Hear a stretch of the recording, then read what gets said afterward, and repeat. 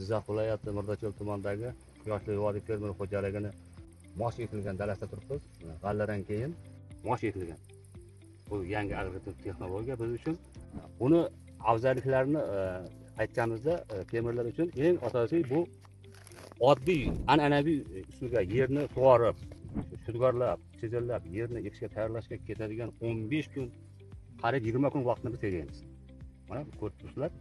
Mana hozirgi mana shu moshchi rivojidan ham hali ko'pchilik daralar endi ekilyapti.